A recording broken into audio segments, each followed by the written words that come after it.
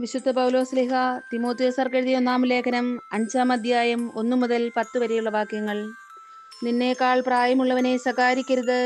അവനെ പിതാവിനെ പോലെയും യുവാക്കന്മാരെ സഹോദരന്മാരെ പോലെയും പ്രായം ചെന്ന സ്ത്രീകളെ മാതാക്കളെ പോലെയും യുവതികളെ നിർമ്മലതയോടെ സഹോദരിമാരെ പോലെയും പരിഗണിച്ച് ഉപദേശിക്കുക.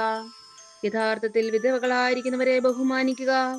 എന്നാൽ ഒരു വിധവയ്ക്ക് മക്കളോ മക്കളുടെ മക്കളോ ഉണ്ടെങ്കിൽ അവർ ആദ്യമായി തങ്ങളുടെ കുടുംബങ്ങളോടുള്ള മതപരമായ കർത്തവ്യം എന്താണെന്ന് മനസ്സിലാക്കുകയും തങ്ങളുടെ മാതാപിതാക്കളോടുള്ള കടമകൾ നിറവേറ്റുകയും ചെയ്യട്ടെ. അത് ദൈവത്തിന് മുൻപിൽ സ്വീകാര്യമാണ്. ഏകാഗിനിയായ ഒരു യഥാർത്ഥ വിധവയാകട്ടെ ദൈവത്തിൽ പ്രത്യാശ അർപ്പിച്ചുകൊണ്ട് അപേക്ഷകളിലും പ്രാർത്ഥനകളിലും ദിനരാത്രങ്ങളിൽ ചെലവഴിക്കുന്നു. എന്നാൽ സുഖാനുഭവങ്ങളിൽ മുഴുകിയിരിക്കുന്നവൾ ജീവിച്ചിരിക്കുമ്പോൾ തന്നെ മരിച്ചു കഴിഞ്ഞിരിക്കുന്നു. അവർ കുറ്റമറ്റവരായിരിക്കാൻ വേണ്ടി നീ ഇതെല്ലാം അവരെ ഉദ്ബോധിപ്പിക്കുക.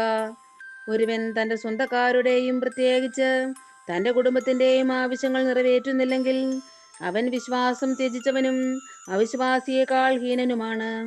60 വയസ്സിൽ കുറയാതെ പ്രായമുള്ളവളും ഒരുവന്റെ മാത്രം ഭാര്യയായിരുന്നവളുമായ സ്ത്രീയെ മാത്രമേ വിധവകളുടെ ഗണത്തിൽ ചേർക്കാവൂ.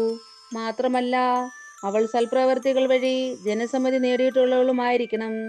അതായത് സ്വസന്താനങ്ങളെ നന്നായി വളർത്തുകയും അതിഥി സൽക്കാരത്തിൽ താല്പര്യം കാണിക്കുകയും വിശുദ്ധരുടെ പാദങ്ങൾ കഴുകുകയും വേദനിക്കുന്നവരെ ആശ്വസിപ്പിക്കുകയും എല്ലാവിധ സൽപ്രവർത്തികൾക്കും വേണ്ടി തന്നെ അർപ്പിക്കുകയും ചെയ്തിട്ടുള്ളവളായിരിക്കണം.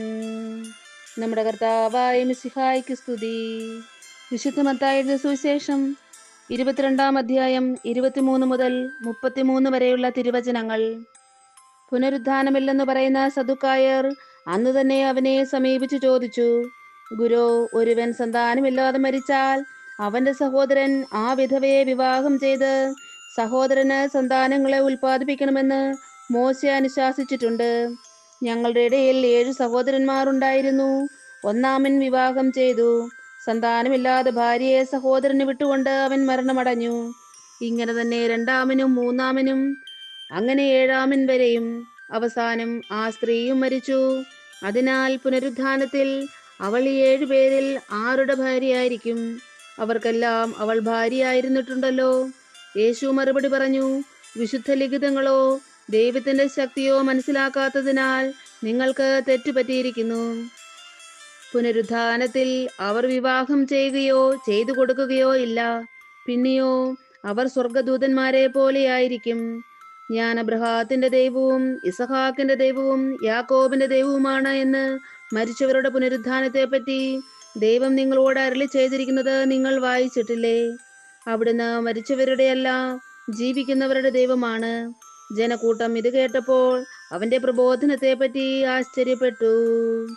നമ്മുടെ കർത്താവായ മിശിഹായ്ക്ക് സ്തുതി.